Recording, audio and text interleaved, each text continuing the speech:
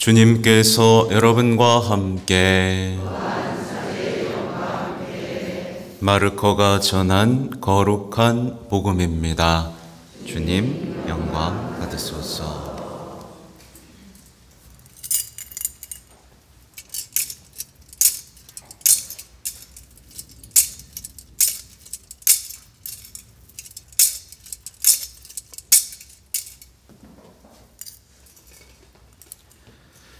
그때에 어떤 나병 환자가 예수님께 와서 도움을 청하였다. 그가 무릎을 꿇고 이렇게 말하였다. 스승님께서는 하고자 하시면 저를 깨끗하게 하실 수 있습니다. 예수님께서 가엾은 마음이 드셔서 손을 내밀어 그에게 대시며 말씀하셨다. 내가 하고자 하니 깨끗하게 되어라. 그러자 바로 나병이 가시고 그가 깨끗하게 되었다. 예수님께서는 그를 곧 돌려보내시며 단단히 이르셨다. 그에게 이렇게 말씀하셨다. 누구에게든 아무 말도 하지 않도록 조심하여라. 다만 사제에게 가서 내 몸을 보이고 내가 깨끗해진 것과 관련하여 모세가 명령한 예물을 바쳐 그들에게 증거가 되게 하여라. 그러나 그는 떠나가서 이 이야기를 널리 알리고 퍼뜨리기 시작하였다. 그리하여 예수님께서는 더 이상 드러나게 고을로 들어가지 못하시고 바깥 외딴 곳에 머무셨다. 그래도 사람들은 사방에서 그분께 모여들었다. 주님의 말씀입니다.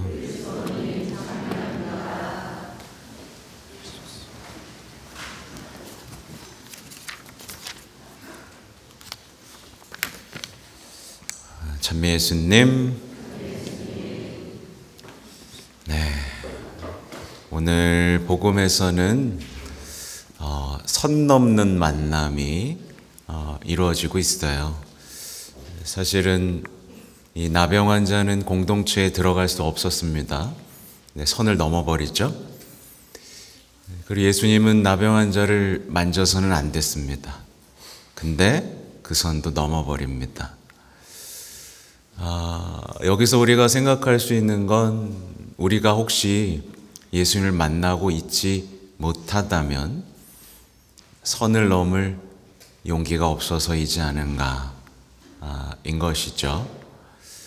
아무튼 예수님께서는 이렇게 어떤 제도 안에 갇혀 있기보다는 선을 넘고 가까이 가시고 가엾이 여기시고 만나셔서 삶을 회복시켜 주시기를 원한다는 그 따뜻한 이야기를 우리는 묵상할 수 있어야 되는데, 오늘은 좀 세계 병자의 날에 좀 집중을 해서 제가 이런 것을 찾아봤어요. 세계 병자의 날이 처음으로 제정될 때 요한 바오로 2세 교황님 때였는데, 그때 병자성사 제정한 거에 대한 이야기에서부터 또 그 담화들을 대부분 찾아봤는데, 아주 중요한 이 시대에 우리에게 가르쳐지지 않는 중요한 메시지들이 있어서 좀 가져와 봤습니다. 더불어 우리 프란치스코 교황님의 올해 병자의 담화문도 좀 같이 나눠보려고 합니다. 좀 무거운 얘기일 수도 있습니다. 오늘날 우리는 서로 소외시키는 사회, 버리는 사회에 살고 있습니다. 안타깝지만 그래요. 이 대표적인 예가 노인입니다. 그래서 노인에게 어떤 노인이 있어요. 근데 여기에 가난이 덮칩니다. 그리고 질병이 덮칩니다. 그러면 어떻게 되죠? 버려집니다. 버려져요. 외로움 속에 버려집니다. 주변에 보시면 알죠? 말하자면 한 인간을 더 이상 존경하거나 보호할 가치가 없다라고 판단하고 있는 거죠. 이 사회와 이 사회의 구성원들이 말이죠. 그래서 많은 어르신들이 오늘날에 고립되고 괴로움 속에서 이제 고통 중에 버려지게 됩니다. 이 참담한 문화, 이걸 문화라고 할 수 있을지 모르겠지만 이 참담한 문화는 사실 가정에서 시작되는 겁니다. 가정과 생명에서도 이루어지고 있어요. 사실 여러분, 오늘날의 젊은 부부들이 자녀를 낳아요, 안 낳아요? 안 낳죠? 잘? 왜 안 낳을까요? 많은 학자들이 진단하고 있습니다만 사실은 태아가 아직 쓸모없기 때문입니다. 쓸모없기 때문에 낳지 않는 겁니다. 그래서 교황님은 이렇게 말씀을 하세요. 요약하면 그렇습니다. 태아는 아직 쓸모없기 때문에 버려지고 노인은 더 이상 쓸모없기 때문에 버려진다. 그래서 수많은 태아들이 낙태되죠? 왜요? 아직 쓸모가 없기 때문입니다. 장애인, 노인, 가난한 이들, 이렇게 쓸모가 없다고 버려집니다. 쓸모없는 것들은 보호받을 필요도 없다라는 게 법에도 들어가 버렸어요. 법으로 보호해 버리잖아요. 낙태를. 그렇죠? 이게 교황님께서 발표하신 회칙 모든 형제들 제18항에 나오는 내용입니다. 오늘은 성 요한 바오로 2세께서 제정하신 세계 병자의 날, 32차 세계 병자의 날입니다. 교황님은 해마다 이 루르드의 복되신 동정 마리아 기념일, 오늘이 겹쳐요. 겹치는 일이 많지는 않습니다. 2월 11일은 루르드의 성모님을 기념하는 날입니다. 근데 이날 세계 병자의 날을 하기로 했는데 이게 연중 6주일하고 겹친 경사죠. 깊이 생각할 수 있는 날입니다. 보면 이 외에 교황님께서 이 세계 병자의 날을 이제 성모님과 함께 기억하기를 원했는가를 살펴볼 필요가 있는데, 사실 보세요. 예수님께서는요, 사람들에게 원래 환호를 받았습니다. 그렇죠? 근데 버려지셨어요. 죽임당하셨어요. 소외당하셨어요. 왜요? 쓸모없으니까. 사람들은 예수님이 더 이상 쓸모없다라고 생각했습니다. 그래서 오늘날에도 신앙이 왜 버려지죠? 쓸모없다고 생각하니까 버려지는 겁니다. 그래서 오늘날 예수님은요, 끊임없이 똑같은 일을 당하고 있습니다. 예수님은 이용됩니다. 그리고 버려지고 소외되고 죽임을 당하는 역사가 반복되고 있죠. 필요하면 찾아오고 필요 없으면 버립니다. 예수님을요. 그게 반복되고 있는 겁니다. 이런 표현을 해도 괜찮을지 모르겠지만 가장 쓸모 있는 분이 가장 쓸모 없다고 버려진 비참한 현실인 거죠. 근데 성모님이 어떤 분이시냐? 바로 가장 쓸모없다면서 죽임을 당한 예수님 곁을 지키신 분입니다. 말하자면 이렇게 돌려볼 수 있죠. 고통받는 이들이 쓸모없다며 죽어가는 게 방치되어 갈 때 그 곁에 누가 계시겠어요? 바로 성모님이 계시는 겁니다. 그래서 루르드의 성모님께서는 수많은 고통받는 이들을 계속 부르시고 고쳐주시죠. 그래서 루르드 성지는 고통의 성지가 되고 있지 않습니까? 그래서 성모님은 참 특별한 일을 하세요. 오늘날 사람들은 고통이 쓸모없다라고 생각합니다. 여러분, 고통받는 거 좋아해요? 싫어요? 좋아하는 사람 있어요? 그리고 고통에서 아무런 의미를 찾지 못합니다. 근데 우리는 십자가 앞에 있죠. 고통이 의미가 있다라고 말씀하시는 예수님이 십자가 앞에 있습니다. 예수님은 우리가 쓸데없고 피하고 싶은 고통을 통해서 우리를 구원하십니다. 그래서 요한바리새 교황님은 이걸 구원에 이르는 고통이라고 표현을 하십니다. 여러분이 겪는 모든 고통에도 구원에 이르는 고통으로 변화될 수 있다는 뜻이죠. 그리고 보세요. 성모님은 십자가 아래에서 보통 같으면 절망했겠죠, 그죠? 근데 그 절망을 뭘로 바꾸시죠? 희망으로 바꾸십니다. 그러니까 우리가 정말 대면하기 끔찍히 싫은 고통, 죽음을 어떻게 바꾸시는 거예요?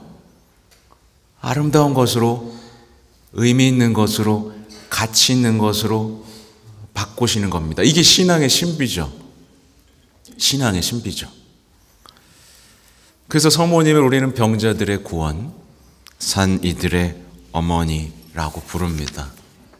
근데 우리는 자꾸 성당에 와서 어떻게 해요? 안 아프게 해주세요. 고통 없게 해주세요. 그냥 없게 해주세요 라고 했다가 안 없어지면 어떻게 하죠? 주님 너무해요. 그냥 이렇게 넘어가 버리고 맙니다. 그리고 떠나버립니다. 나에게 쓸모없는 신. 오늘날 신앙이 쓸모없다라고 말하는 이유는 바로 여기에서 찾을 수 있죠. 우리 이 성 요한 바로 2세 교황님은 굉장히 특별한 분입니다. 여러분 고통에 대해서 배워본 적 있으세요? 잘 없죠. 고통에 대해서 함부로 얘기하다간 또 큰일 납니다.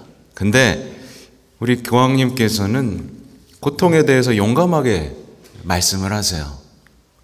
특히 이런 말씀을 남겨주신 적이 있습니다. 제1차 세계병자의 날에 이런 말씀을 하세요. 오로지 그리스도 안에서만 사람이 되신 말씀이요 인간의 구원자이시며 죽음의 승리자이신 그리스도 안에서만 이러한 근본 문제들에 대한 만족할 만한 답변을 구할 수 있습니다. 이 말이 뭐냐면 우리가 인생에서 겪는 많은 문제들에 대해 우린 답을 못 찾고 있잖아요. 근데 지금 예수님을 보면 답이 나와요, 안 나와요? 나옵니다. 고통에 대한 답도 나오고 죽음에 대한 답도 나옵니다. 근데 우리가 못 알아듣고 있어서 우리 삶이 자꾸 망가지는 거죠. 지금 세상은요, 고통을 부정적으로만 봅니다. 네, 부정적으로만 보여요. 나쁜 걸로만 봅니다. 그죠? 그래서 어떻게든 고통을 없애야 된다고 생각하죠.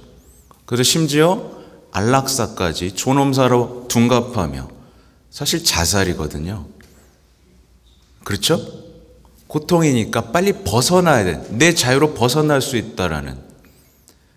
고통을 악이라고 생각하니까 자살도 악이 아닌 거예요. 이상한 일이 벌어지고 있는 겁니다.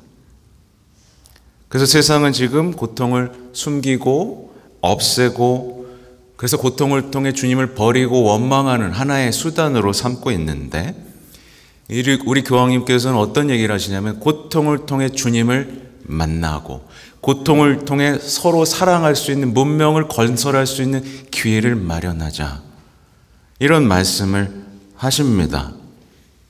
그래서 이와 마찬가지로 우리 프란치스코 교황님이 올해 제32차 세계병자의 날에 아프신 분들을 위해서 이렇게 말씀을 하세요. 친밀감과 온유함에 대한 여러분의 갈망을 부끄러워하지 마십시오. 아프다고 부끄러워하지 말라는 얘기예요. 아프다고 자기가 쓸모없고 버려져도 되는 존재라고 생각하지 말라는 얘기입니다. 이를 숨기지 말고 여러분이 다른 이들의 짐이 된다는 생각도 전혀 하지 마십시오. 병자들의 상태는 우리 모두에게 정신없이 바쁜 삶의 속도에서 한 걸음 물러나 자기 자신을 재발견하라고 촉구합니다. 이 이야기는 우리 가정으로 이어지죠. 부모님들은 당연히 늙고 병들고 아픕니다.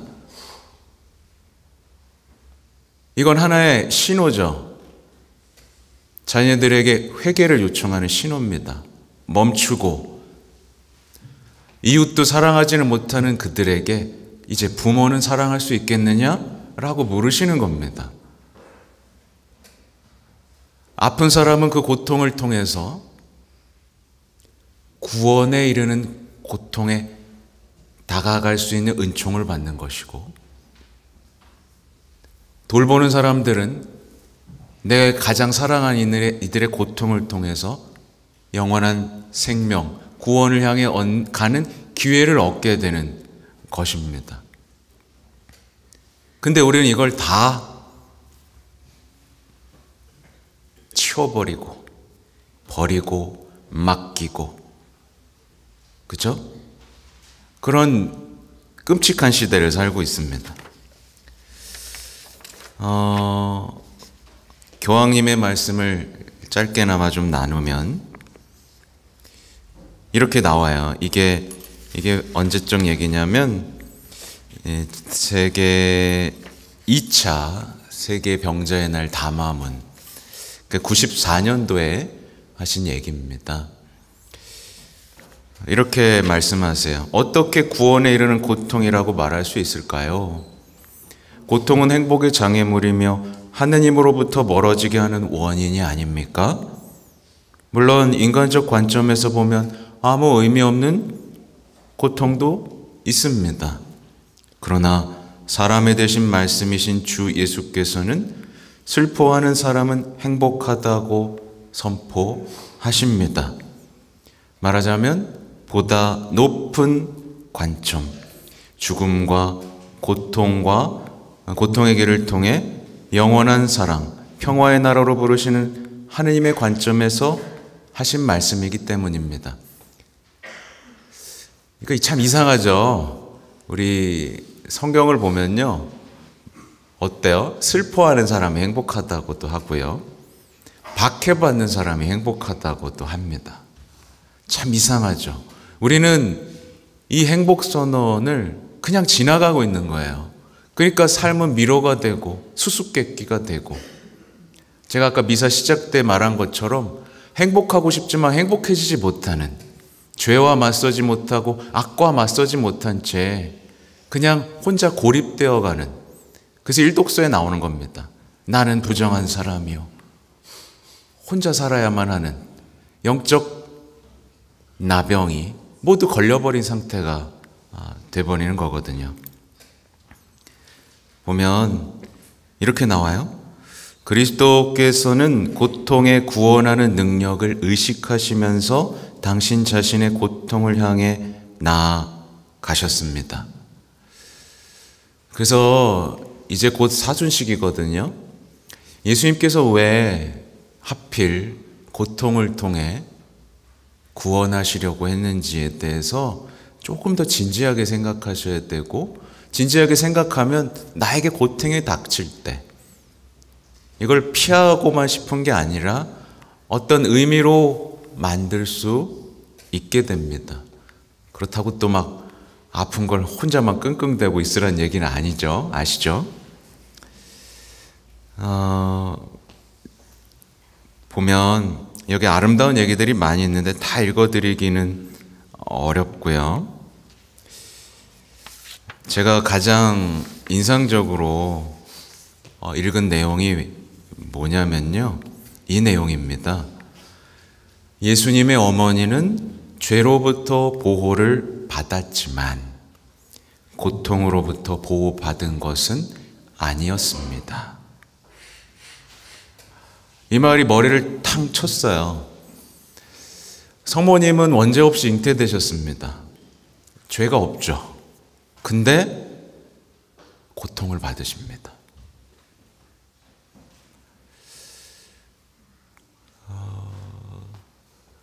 그럼 우리 죄 있는 우리들은 어떨까요? 고통으로부터 자유로울까요? 자유롭지 못할까요?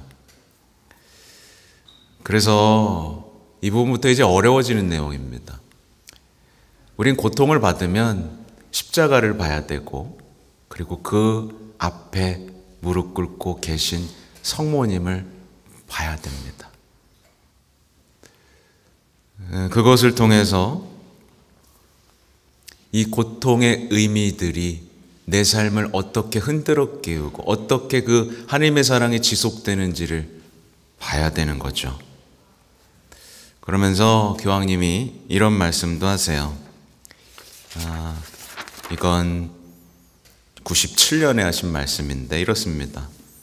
정신적, 육체적으로 고통을 겪고 있는 사랑하는 형제 자매 여러분, 하느님의 선하심을 의심할 지경에 이르도록 고통을 부정적인 체험으로만 보려는 유혹에 굴복하지 마십시오.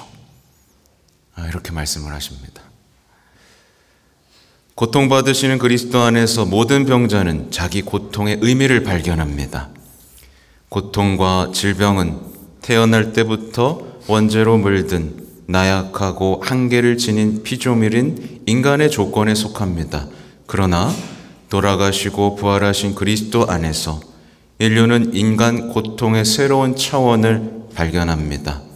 고통은 실패가 아니라 신앙과 사랑의 증거를 보여주는 기회로 드러납니다. 이렇게 말씀을 하세요. 당연히 인생이 달라지겠죠?